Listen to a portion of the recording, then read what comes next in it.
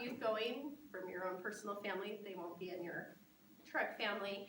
We'll separate siblings. We've been told that that's the best way, and we aren't going to keep your families together. Also, throughout the state, you'll have youth from all different wards. It will not be just the youth from your ward. We're going to divide them up, so you'll have older and younger, different ages, different wards, boys and girls. We're going to really try to give you a mix and give you a good family. So everyone's family will be the best. It will be wonderful. Also, when they come, they're going to bring their personal gear, and in the next station you'll learn more, but you'll do a get to know you game. You'll have a family iron rod that you'll create, and you'll want to that's your time to get to know them initially, but they'll also have their gear. The young men's and young women's presidencies in their ward, we are planning to have them ahead of time, make sure they do not have things they shouldn't, like electronics, but if they show up, you can just take them away, and we don't want them to have them. So hopefully that will all be taken care of ahead of time, but just be aware that they aren't supposed to have them, and that you'll be setting that expectation for them. You'll also be loading your handcart. You want to let them load it, but you can maybe ask questions, give them help, but we want them to be involved and do it. But in here it even says that you can kind of mention, oh, if you're pushing on the back, how's it going to tip? How should we load it? Just to give them ideas. To start, after we're all organized, we're going to have a little opening before we actually start trekking. And the one other thing that morning is you will get the lunch for the youth and your family before the youth get there. And we want it hidden. We don't want them to know. We're going to give them a flower lunch when they start trekking, and they're going to have flour just like the Martin Handcart Company did. And so we want you guys to play it up, even though you know they're going to get lunch in an hour or whatever time we stop for lunch. We want you to play it up and really make them realize this is what the pioneers had. This is play it up so they don't know that they really are going to get to eat, but have them think about it and realize, and maybe have those thoughts that this is what the pioneers had to do. Just a quick overview so you know a little more about where we're going. I'm just going to give you a brief overview of the trail. This is the road going up to Pine Valley. After Pine Valley, there's a turnoff for Pinto, and that's what this is. This is the turnoff, and this is where, when you get there, we're going to have signs, and so you know where to be, but this is the area where we're starting, and we'll have directions for cars to know how to drop off. But this is where we're starting, this turnoff for Pinto. This house, cabin, is this dot right here. Just so you can see an overview, we're going to take the dirt road to Pinto. It's about 5 miles, and Pinto is right here, and we're going to be camping near Pinto. So that's the first day. The second day, Pinto's up here. We're going to be following down to Grass Valley. Sorry, this is not the one I want. There's an extra one in there. This is Pinto, and we're taking the dirt road down to Grass Valley. This day is 9 miles, and I've been saying down because but I've heard it's a little up. But anyway, she's trying not to say this. It's just a little. Is it the actual dirt road? It's the actual dirt road. We're Okay. going to be on dirt roads. We're not blazing a trail. We're on the dirt roads. So to Grass Valley, and that's where we're going to camp the second night. That's our long day. It's about 9 miles, maybe 9.5. And so then the last day, we're going to be at Grass Valley and come down, and we're going to end about here. Just to give you a rider's thought, that's here, so Pine Valley's right here, so you have an idea of where that is.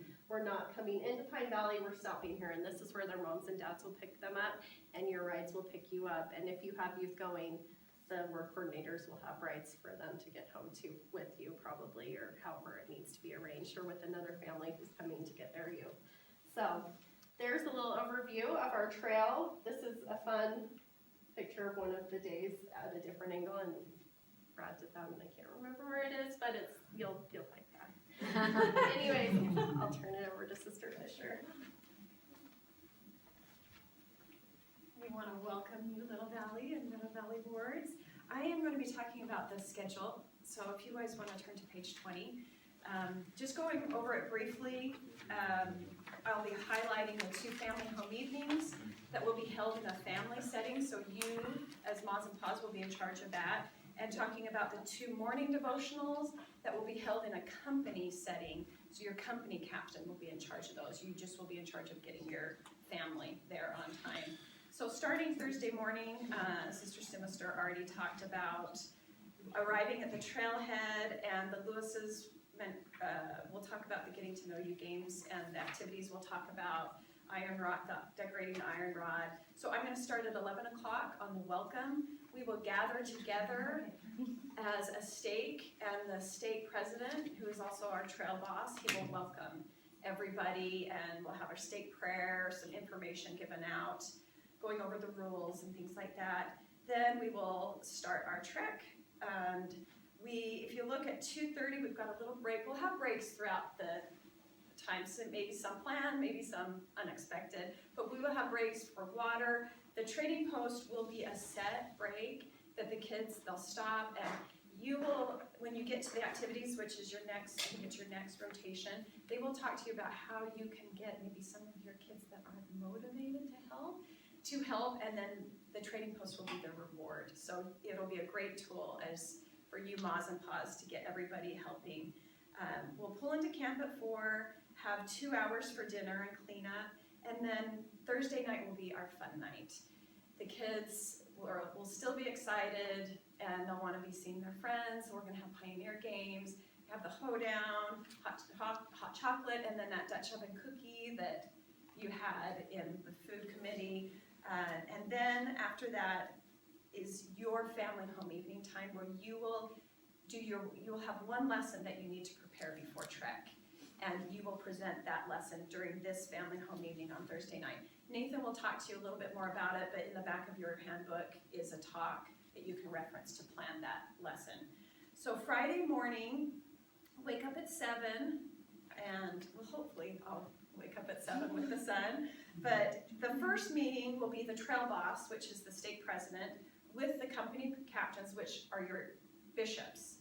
And the trail boss will give the company captains all the information they need for the day, the schedule, things we'll be doing, and then in turn the company captains at 7:15 will meet with all the paws. They will relay that information. They'll give you the schedule, and this, we decided to do it in a more intimate setting, so if there are issues we need to be aware of, you will have time to talk to your bishops or your company captains, give them that information, whether it's medical, any other issues that we need to be aware of. Then the company captains can relay that information to the trek committee, to the trail bosses. Then we will meet together, you'll have breakfast, meet together at 9, and you will have your morning devotional in a company setting. Company captains will be in charge of that, so all you're in charge of is getting your kids there.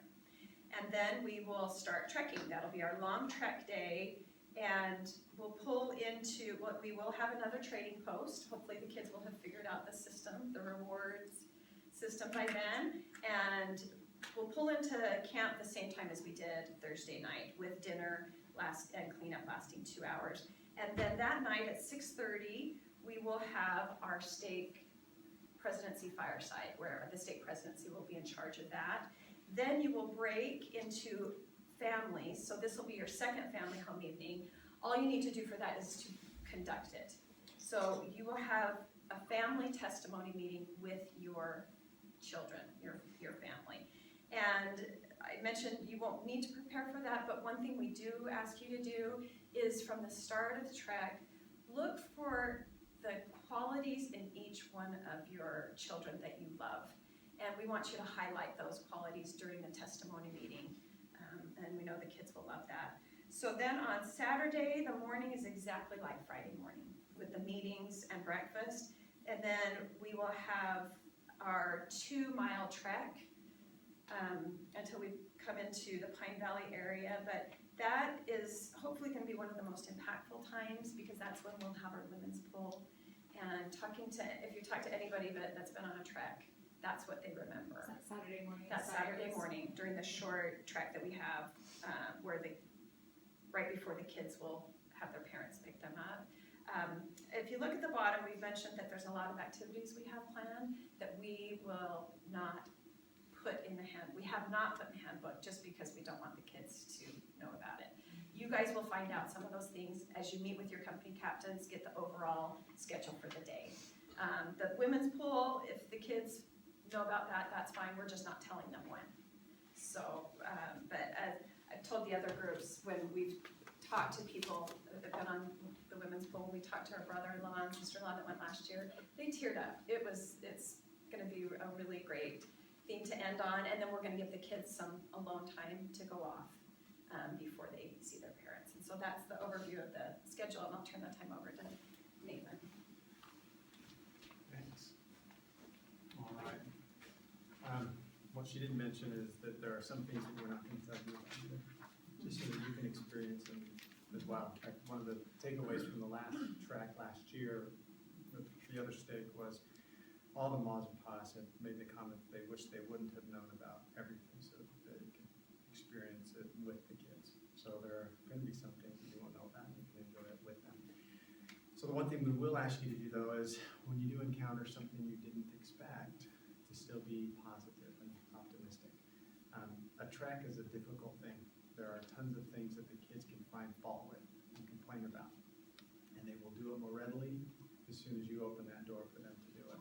So if you don't complain about anything, schedule, whatever, then it's not as easy for them to do it. But as soon as you open that door, you're going to get it from them, you'll get it all the way, because there's always going to be something that they're not used to, because this is something they haven't done before, most likely. So please take advantage of the opportunity to set that example so that they will hopefully follow that example, especially since they're not your own kids. They will probably be more respectful to you to follow that example. My kids, they'll let me know what they're thinking, even if it's a complaint. So take advantage of that. Just remember that going in. Second thing is, there's a lot of things involved with the trek. There are a ton of things as you're learning from these breakouts. Just remember that this trek is just the medium that we've chosen to help the kids have a spiritual experience. The trek is how we're going to do that. So the important thing here is that they have a spiritual experience, multiple, frankly, experiences with the Holy Ghost while they're out there these 3 days. And how that happens will largely depend on you and what you've done to prepare and what you do with them and what you talk about with them. Like Lisa said, you will have an opportunity the first night to do a family home evening. The talk and the subject for that family home evening is in the very end of your book. It's something you can slide out. It's not attached to the book. If you turn to the second page, you'll see it's by Elder Hamilton. It's entitled Continually Holding Fast. And on the first page, you'll see why. Why do we hold to the iron rod? In fact, each day has its own question. Why, what, and how? Now, frankly, every one of the kids, if you ask them that question, they will give you a 20-second answer because they've known it since they were in primary, and they already know the answer. What is the iron rod? How do you hold on to it? And why do we hold on to it? This talk and other talks you're going to get will help you peel back that onion and find out more reasons, more things to talk about with them. There is more to the iron rod than what we are typically exposed to when we talk about it. So this talk will open it up to you. There's another one I'm going to suggest that you get. You can Google. Has anybody gotten like BYU speeches? Gotten talks, speeches? There's a BYU Idaho speeches as well. This particular talk is done by Daniel Johnson, Elder Johnson. It was a few years ago.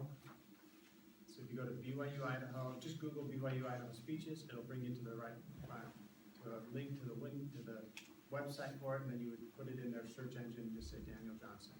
As you start to listen to it or watch it, you'll notice his wife speaks first. So if you hear a woman's voice, that's okay, because she speaks first and then he speaks after her.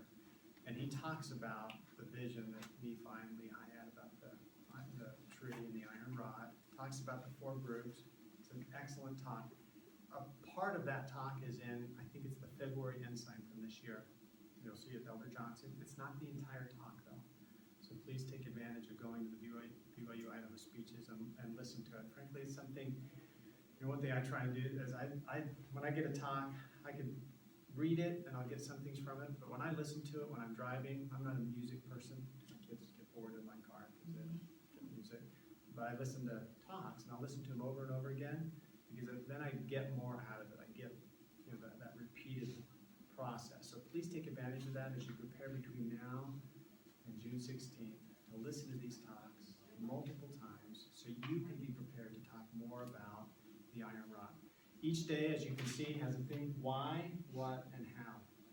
And those talks will give you more material to work with. You'll also get what we're calling pocket cards. On those pocket cards will give you more talking points. The goal here is not just to help them feel the Spirit when they have the devotional in the morning or family meeting at night, but throughout the day. This is an opportunity for you to spend hours with them, talking about things that help them invite the Spirit and feel better, and hopefully recognize what they're feeling. So take advantage of these talking points. One of the things will be an activity where they'll be told that it's like a competition, that they've got to figure out who the character is for that day, or maybe they'll have multiple characters if they get through them quickly enough, and you'll give them clues. The first clues will be more vague. They might be a clue that could pertain to both Alma and Ammon and the sons of Mosiah.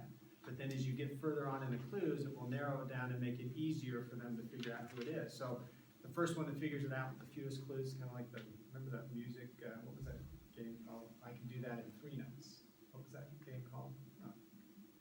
Name that too. Name that too. There you go. Name that too. So I'm looking at Sister Simister, and this is before her time.